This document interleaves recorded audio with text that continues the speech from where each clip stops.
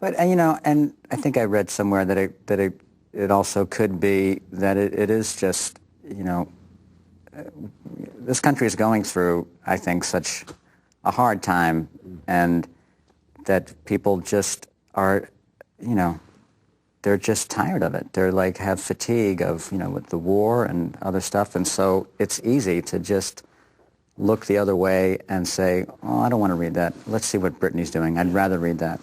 And I mean, I don't know if it's sad or what, but it's interesting and definitely weird.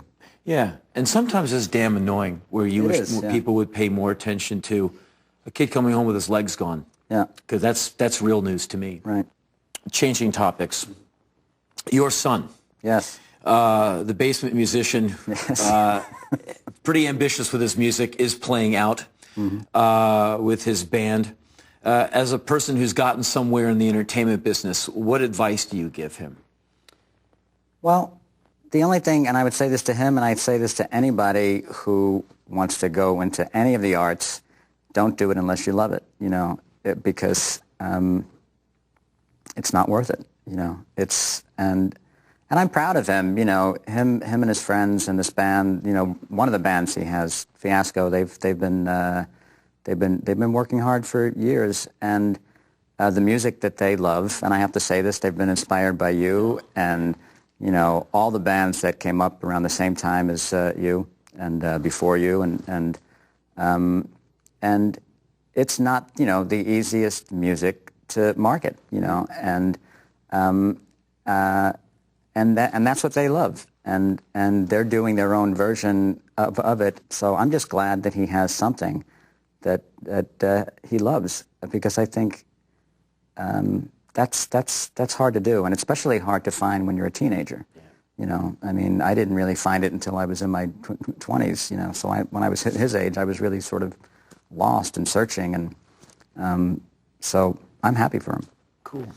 I don't know if a lot of people know that you're a real firefighter, and that's a big part of your life. I used to, yeah. I was from I joined in 80, and I left in 84, yeah. And how is that, seeing what a firefighter sees? And I can't even imagine. I know there's some real awful parts of that job.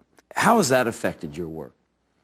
I don't know. I mean, when I was doing all the theater stuff that I was doing on the Lower East Side, I was still on the fire department, and it was kind of great, and I'm telling you, the guys in my firehouse, I worked at Engine 55 in Little Italy. These guys were characters, and for the whole first year that I was there, I never told them that I had any interest in acting, and I was like the quietest guy there and these guys entertained me. They were just so funny. And they're just so down to earth, and so I'm really proud that I was part of that. I'm really I lost touch with them for years, and then after 9/11, I just went back to my old firehouse to just see if they needed any kind of help, and was privileged enough to be taken to the site at Ground Zero, and was able to work with my old company for a few days. Thinking that I was there, to help them, and it was me who was being helped. That's something that'll stay with me for the rest of my life. And I hate the reason that I was reconnected with them, but I'm so grateful that I was. And I've, since now I do stay in touch, and I'm glad that I have that back in my life. Leads me to I think what's an interesting idea. America's concept of what a hero is. Because right after 9/11, people were like, we love the firemen. And I was thinking, well, that's great. Where the hell have you been since there was fire? I mean, they've always been that way. I was glad that they were getting the attention that they got. But in some ways, and not that they got too much attention, but I think that, it's all of a sudden like they became this focus, and they were just put on such a high pedestal, and a lot of them were not comfortable Absolutely. With that, and it really sort of, and they were, they were going through a really hard time because not only were a lot of them down there and, looking for their friends, their brothers, they were going to funerals. Each firefighter that I know knew at least 30 to 40 guys that had been killed, and so it was weird that then less than 2 years later, firehouses were closing in New York. 6 firehouses were closed. It's been really awful that a lot of people who are down there that are feeling the effects of it now, that are having really bad health problems, are going through a hard time getting compensation.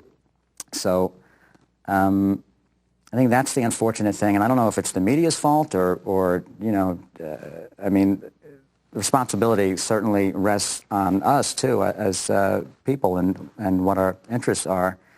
But it's unfortunate that so much attention was given to them that it then hurts even more later when they seem forgotten about. It was very interesting to me because I've always just been very aware of these people who are heroes. I've met a lot of soldiers, a lot of cops, a lot of people who really do get in harm's way. And they're always the same. They're like, yeah, it's a crazy job. They never boast. They never brag. And when you go, man, you're the man, they're like, there's a lot of us who really do, they always like make themselves smaller in the face of it, which makes you dig them even more. Right, exactly, yeah. Yeah. Well, I can say this with all truth and conviction. I am a huge fan of yours. Oh, well, thanks. And I really appreciate that. have great respect for what you do. And as far as what you're going to do with Delirious and Interview, I can't wait to check them out. I know I will be there. So great. So thanks Thank for you coming so down. much, Henry. Right on. It's been a real pleasure. Thank you.